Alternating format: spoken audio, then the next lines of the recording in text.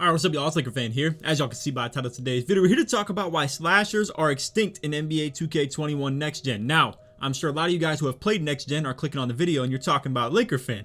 What are you talking about? Have you seen the contact dunks, the contested layups, and just all types of stuff like that that's going in this game? I'm here to talk to you guys about my definition of slashers and how I believe anybody that has finishing upgraded just does not make them a slasher. My definition of a slasher is somebody who doesn't have three-pointer upgraded and cannot shoot, and their means of scoring is strictly dunking and finishing at the basket. That's how I've played in previous years, and this year I've completely ditched that because it's very evident that having shooting in your build is needed. So we're here to talk about in today's video. Hope you all enjoy. If you do, feel free to drop a like, sub if you're new, turn on them noties, all that good stuff. Let's try this 1 to 1K likes in the first 24 hours. And without further ado, we're gonna get straight into this. So to explain my reasoning of why I say that three-pointer is so necessary and so needed to be upgraded is A, it doesn't really cost many attribute points. So you can see literally all it takes is 1 overall to go from 25 three-pointer to max at small forward, which right here is 84 overall. And meanwhile, it even still upgrades mid-range. And then I'm just gonna call this minimum mid-range because if I go down on the mid anymore, the three-pointer's gonna go down. So I'm just gonna call 59 mid-range the minimum. So going from minimum, quote unquote 59 mid-range, all the way up to max, you still only gain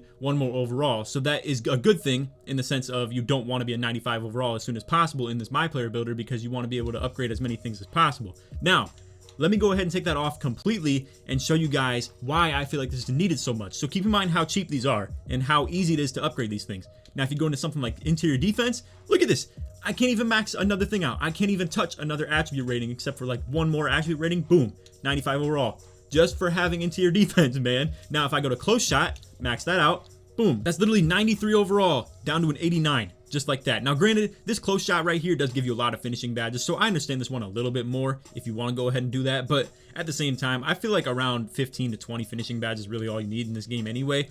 So again, just keep all that in mind. All of these attribute ratings, they cost so much, and with all that said, three-pointer, super cheap, mid-range, super cheap, and just that alone is going to make you a shooting threat in this game, and that's why I say you absolutely should not be just of the ethics that you may have been in the past games, whether you're a slasher, a post scorer, a glass cleaner, rim protector, whatever it may be, and where you're just like, I'm an inside big, I don't need to shoot, screw shooting, it doesn't matter. It's not the case in this game, man. And I know a lot of people, again, you guys have seen the way that people are finishing in this game, straight contact dunking over everybody's head. But here's the thing. If you're somebody who's a shooting liability, your teammate can't use his finishing ability anymore because you are going to be a liability when it comes to shooting. And then you can't spot up in the corner. You're just kind of cramming the paint. It's all going to run through you. It's on some Ben Simmons stuff pretty much, where Joel Embiid or somebody like LeBron can't work out the way they normally would because you're just clogging the paint and you can't spread the floor at all. So again, one last time, I want to remind you guys how cheap all this stuff is toward your overall points. I mean, literally, for you go to 89 to a 91 just for maxing your three-pointer out, mid-range out, and then you get 7 shooting badges. That's plenty enough to shoot in this game. I can promise you that. I'm even going to show you guys some clips of me shooting. I'm not going to like show you all 50 to like 150 jump shots that I've made in this game, but I'll go ahead and show you guys a couple of them just for like some visual proof essentially. But anyway, as far as other positions go, again, I mean, as far as being a slasher, I feel like small forward resonates with a lot of you guys for the most part. I don't think you ever want to be a slasher that's below 6'7" or anything like that. And typically you would want to be around 6'8", 6'9". And that is what my player is he's 6'8". I have maxed out driving dunk, standing dunk, and stuff like that, and even the maxed out driving layup. And I still have 21 finishing badges, but it would be an entirely different game for me. It would be a 100% different gaming experience, and way worse too, if I didn't upgrade anything on the three-pointer and mid-range like I have in past games. But anyway, my whole point with this video is that if you are somebody who's of the ethics of the whole, I don't need shooting, let me just have this good interior defense, let me have close shot, let me just focus on stuff like that, physicals. Now, I do think you got to max out your physicals. It really makes no sense to do anything other than that because I feel like these are super cheap. Like again, you're going to see for you to go from minimum to max speed and then it still touches things with speed with ball. Like we'll even just talk without speed with ball. So you can see that's literally the difference between 92 and 93 overall. That's 1 overall point for you to go from 84 speed to 25. Gotta do that. It makes no sense not to. Same thing goes with acceleration. Again, only 1 overall point. No sense in not doing that. That's pretty much the same thing with all these physicals. Why would you not want to spend 5 overall points on your physicals to be maxed? That just really wouldn't make any sense to do. Now you can see speed with ball, that's a different story. It is factored into things like speed, for instance, so it is what it is. But again, why would you not want speed with ball high? And honestly, if you look at the playmaking badge set on this looks amazing. And for you to play play like this as a slasher would still be great. Now I'm going to show you guys a good slashing build, which is mine as well for any of the newcomers. If you're somebody who subbed to me, you could probably skip through the video a little bit right here, and I'll go ahead and show you guys some clips of my build actually shooting the ball with just 6 shooting badges and 81 3-pointer. All right, so again, we're going to briefly review this. I don't want people who are subbed to me getting bored in this portion of the video, so we're just going to keep this real short and simple. So for somebody like myself, who again, in previous games, doesn't really want to shoot threes, I'm an inside big slash, slasher hybrid, essentially. I don't care about 3-pointer. I'm just going to run the pick and roll. I'm going to dunk. I'm going to ISO, stuff like that. Give me all the playmaking, defense, and finishing that I can. It makes no sense for me to just say, screw 3-pointer, screw mid-range. Let me just go put it into useless things like interior defense in that aspect where, oh boy, I get 42 interior defense instead of 25 for the sake of maxing out my 3-pointer mid-range and having a little bit of free throw to where I have 6 shooting badges and maxed out 3-pointer. And same thing goes for close shot. I mean, literally, it only is going to 57. Why do that when you could still put all these points in here and get 3-pointer, mid-range, and enough free throw to get the 6 shooting badges? I hope people understand this. Anybody who hasn't got the game and again is of this mindset and ethics of the whole, I'm an inside big, I don't need 3-pointers, screw that, I'm going to run the pick and roll, I'm going to ISO, stuff like that. Trust me, man, it is really worth it to put the 3-pointer mid-range up. It makes no sense to not do it, and you can really hit with this stuff right here. So now we're going to transition to the clips real quick of me actually shooting with this rating right here and these shooting badges, and I'll go ahead and let you guys see it. And you know what? We're just going to rapid fire through these clips. I'm going to let you guys see whether it's interior defense, like the fact that I only have 25 interior D, yet I'm getting snatch blocks that say 100% smothered. Or we have situational things like this where I'm going against a post scorer, he drop steps me, I go up for the contest. I get the 100% smothered. I do get the foul, however, but you guys get the deal. Now, we're going to show actual, outcomes of me getting the 100% smothered still in this situation right here. So again, same post score. Kitchen wasn't really able to guard him. I think strength is super important. I will tell you guys that. But again, you can see 95% contest right there. I literally just hands up defense. 25 interior D, mind you. So for all the doubters out there, again, I know I only show you guys like 2 or 3 clips per video. I could show you literally 50 of them, all right? Joe is gonna low-key, I think, make a video on 25 interior defense, the power of 25 interior D. I probably shouldn't have spoken anything on that. Low-key, I'm out here leaking his video ideas. But that is definitely something that's in the play, and you can go check that out on his channel. Me and him been real cool lately. I appreciate everything he's been doing and helping me out on the YouTube stuff. Just good advice stuff from the veterans out there, you know what I'm saying. And bro, this nasty triple threat combo right here too. Look at this thing. This is going crazy. And again, I want to remind all you guys, yes, you could still do this type of stuff if you have no 3-pointer upgraded, but I promise you, if somebody like starts sagging off on you and you don't shoot on them and they realize they can just sag off on you all game, they're going to be straight with that. Like, they are just going to straight up be able to defend you when it comes to the drive game. I think a lot of people fail to realize, like, I've been in the shoes of both positions. I've had a build that can shoot and can drive at the same time, and then I've had a build that can only drive. I gotta tell you guys, a lot of people really take that stuff for granted. They think it's just so easy to be a pure slasher that has no 3-point ability. I've done it in previous years. It's honestly a very tough, challenging experience that a lot of people think is just a bunch of RNG BS where, it's just pretty much, you guys get what I'm saying. There's like the modern like thought process as a slasher is like, oh, there's no skill gap to it, there's no like stuff like that. Even though you can see it is pretty crazy to be doing stuff like that. But my point is, if nobody has to respect me from 3-pointer like they do in this game, then it's just a tough scene, man. Like, really, it really limits you on the offensive end to where when people can just sag off entirely all the way into the paint and just not even worry about you shooting, it really makes it tougher. So anyway, you can see we're going straight through with like a 2-minute clip right here, just showing you how tremendous the slashing is. And granted, if you are somebody who thinks that you don't want to shoot the ball at all, so be it. Go ahead and don't upgrade your 3-pointer. I would not recommend it to anybody that cares about my opinion in the first place, but I do understand you can like function like I am right here with no 3-pointer and still be doing pretty solid. Like, look at me just tearing them apart on the drive game, man. But I do want to remind you guys what the topic of the video was at the very beginning, how 3-point shooting in mid-range is super cheap when it comes to your attribute points, and that there's no point in not upgrading it because it's so cheap and it's so useful in that sense, and there's no point in doing anything otherwise. All right, so now we're gonna go rapid fire right here. You can see, boom, get the interception, body the dude who just threw the Stevie, boom, just like that. Going crazy. I mean, it is what it is. We got another triple threat clip right here. If you guys want to see a tutorial on how to do this triple threat move right here, I need at least 1,000 likes in the first 24 hours on this video, all right? No less. If we get anything less than that, it lets me know that you guys aren't really too interested in seeing that. And again, the whole tutorial thing, I've already talked about that in the video from yesterday as well. The tutorials and stuff like that, I just feel like aren't really doing the best on YouTube. So I'm going to try and refrain myself from doing that. But again, yo, check this out. I have bronze deep threes on in this shot right here and literally still banging from like super far away.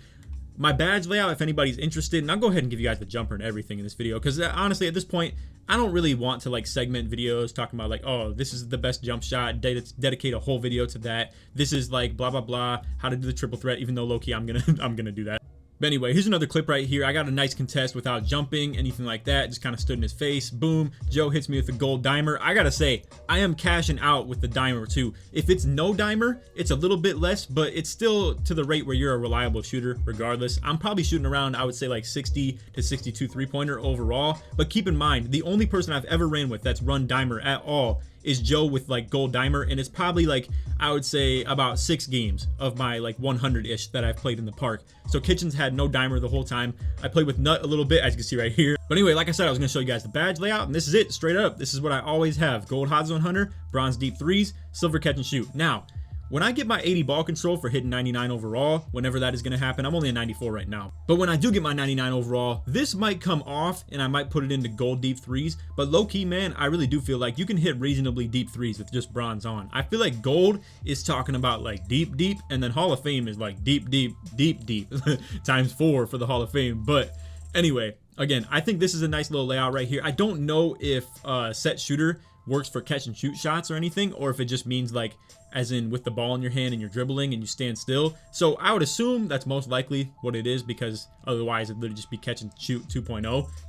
Like, but you guys get what I'm saying. Anyway, if you're somebody who really isn't going to be doing too much ball handling or pick and roll, pick and pop option or anything like that, corner specialist could be a viable option. You could low-key just run a trio of bronze badges if you have only 6. Now, what I would recommend, possibly, potentially, if you have not a max wingspan build like mine and you're not 6'8", so if you go 6'7", a little bit lower on the wingspan, definitely get around at least 9 to 12 shooting badges. I do think you could use a little bit more than 6, but 6 will get you by. I think this is definitely still solid. I think this loadout right here is perfectly fine as long as you have the hot zones as well. So for my shot chart, no hiding anything, no lying, no BS, anything like that. I'm just going to show you guys what it looks like straight up for the park stuff. So you can see 13 of 24 from the left corner, 4 for 7 from the left wing, 1 for 2 from the top. I'm not doing too much shooting from the top, but sometimes, you know, you're just going to go ahead and do your thing. 2 for 4 from the right wing, and then 19 for 31 from the right corner. And on the shot chart of my last 50 games, that averages out to about 57 three-pointer. Same thing reflects on the 2K card right here with the last 85 games that I've played on here. And honestly, again, I want you guys to keep in mind, I'm not BSing with any of this stuff. Again, I showed you guys the shot chart straight up. I'm showing you the 2K card right here.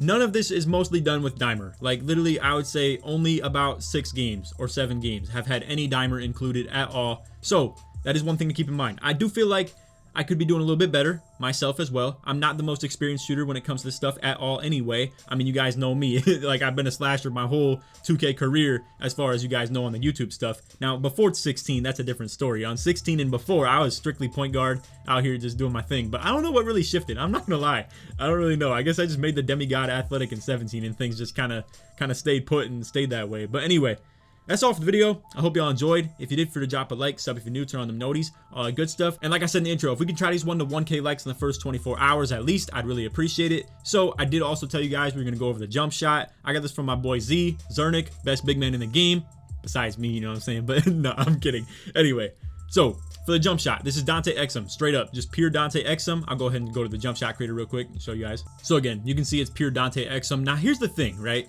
This used to glitch to where it would go down to 75% speed, and you would save it as this, and then the next time you look at it, it would go down to 75% speed. I think, however, it's just a visual thing. I don't think they actually fixed the jump shot speeds. I think you still actually shoot at this speed right here. But regardless, I'll just save it as this speed right here and just keep it that way. Anyway, that's the jump shot. If you guys want to see the animations, we'll show it in a different video and actually like overview and actually talk about the animations. And more than anything, I'm not trying to hide anything from you guys for the animations. I just more so want to wait until I have the 80 ball control to actually show you guys my dribble tutorials and stuff like that, where, and actually still have some time to learn the 80 ball control dribble moves still too. So anyway, we'll give that some time.